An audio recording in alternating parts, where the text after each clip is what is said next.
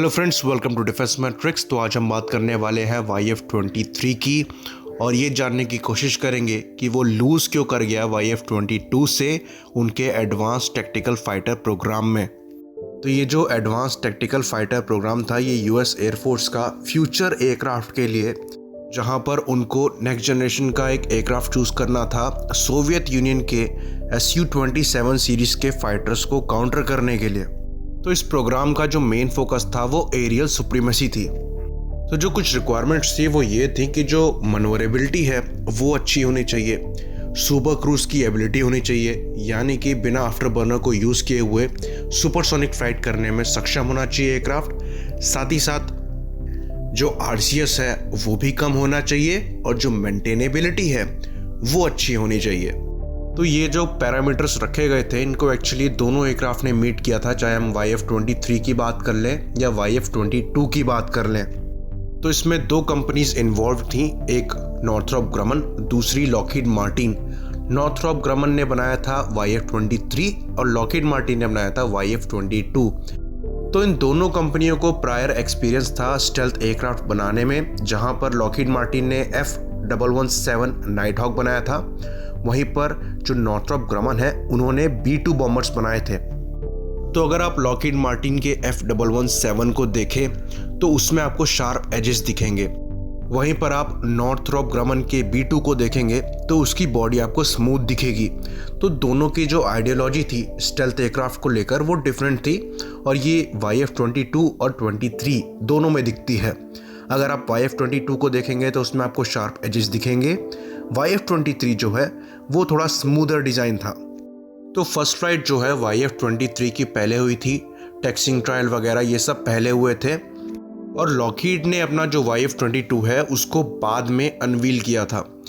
दोनों similar engine को use करते थे जो कि प्रैट एंड विटनी के YF-119 इंजन थे, जो कि एयरक्राफ्ट को सुपर क्रूज कराने में सक्षम थे और करीबन 160 किलो न्यूटन का थ्रस्ट पैदा करने में सक्षम थे। अंतर ये था कि जो YF-22 में इंजन लगे थे वो थ्रस्ट वेक्टरिंग के साथ आते थे, जो कि पिच एक्सिस में थी। बाकी जो दूसरा प्रोटोटाइप था उसमें जनरल इलेक्ट्रिक का YF-120 इंजन यूज़ किया गया था, जिसकी परफॉर्मेंस भी सिमिलर थी। YF-23 के बेसिक डिज़ाइन की बात करें तो जो उसके विंग थे वो डायमंड शेप के थे और जो टेलरॉन्स थे वो इतने बड़े और पावरफुल थे कि वो बिना थ्रस्ट वेक्टरिंग नोजल के ऑलमोस्ट उस जितना इफेक्ट पैदा करने में सक्षम थे। तो इसके जो इंजन है वो एक्सपोज नहीं थे, वो अंदर की तरफ थे और बाहर एग्जॉस्ट लाइनर को डिज़ाइन किया गया था, जहां पर लाइनर टाइल्स लगाई गई थी। ये सिमिलर टाइल्स हैं जो कि स्पेस शटल में लगी आती हैं और जो हीट निकलती है इंजन से उनको कूल डाउन करती हैं या फिर एब्जॉर्व करती हैं। तो जो IR सिग्नेचर इंजन से निकलता है उसको यहाँ पर ये रिड्यूस करती हैं। ऐसी सिमिलर अरेंजमेंट जो है वो B-2 बॉम्बर में भी है। बाकी जो इन्फॉर्मेशन है काफ़ी हद तक क्लासिफाइड है, अभी तक रिवील नहीं करी गई है, पर इसके कॉकपिट में जो कंप्यूटर लगाया गया है वो कंप्यूटर उस टाइम के हिसाब से काफ़ी ज़्यादा एडवांस था और 5 बिलियन ऑपरेशंस पर सेकेंड परफॉर्म करने में सक्षम था। ओवरऑल परफॉर्मेंस की बात करें तो ये एयरक्राफ्ट कैपेबल था मैक 1.6 तक सुपर क्रूज करने के लिए, और जो इसकी टॉप स्पीड है उसको क्लासिफाइड रखा गया है, पर कहा यह जाता है कि ये YF-22 से ज़्यादा फास्ट था। और F-22 की जो मैक्सिमम स्पीड है वो मैक 2.25 यानी करीबन 2400 किलोमीटर प्रति घंटे की रफ्तार बताई जाती है और ये उससे ज़्यादा फास्ट था। ओवरऑल अगर बात करें तो जो YF-23 है वो F-22 से ज़्यादा स्टेल्दी और ज़्यादा फास्टर एयरक्राफ्ट था। वहीं पर YF-22 की बात करें तो वो थोड़ा ज़्यादा मनोवरेबल था YF-23 के कंपैरिजन में, क्योंकि इसमें थ्रस्ट वेक्टरिंग नोजल्स वगैरह दी गई थी। तो YF-23 में सर्वाइबिलिटी पर ज़्यादा ध्यान दिया गया था, स्टेल्थ कैरेक्टर्स को ज़्यादा एनहेंस किया गया था, वहीं पर YF-22 में मनोवरेबिलिटी पे थोड़ा ज़्यादा ध्यान दिया गया था। तो क्या रीज़न था कि YF-22 को चूज़ किया गया YF-23 के ऊपर, जब YF-23 इतना अच्छा एयरक्राफ्ट था? तो उस समय YF-23 के जो टेस्ट पायलट थे वो थे पॉल मेड्स, जिन्होंने आगे जाकर YF-22 को भी उड़ाया। उनके हिसाब से दोनों ही एयरक्राफ्ट काफ़ी ज़्यादा कैपेबल थे और जो पेंटागन की रिक्वायरमेंट थी एडवांस टैक्टिकल फाइटर की, दोनों ही मीट करते थे।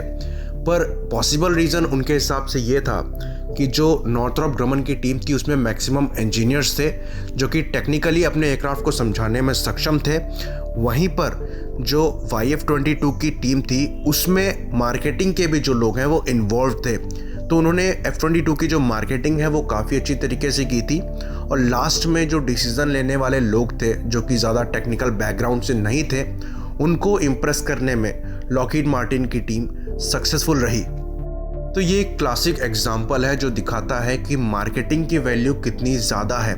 एक अच्छे खासे प्रोडक्ट को डिफीट करने के लिए बेटर मार्केटिंग जो है वो ज़्यादा कारगर साबित हुई।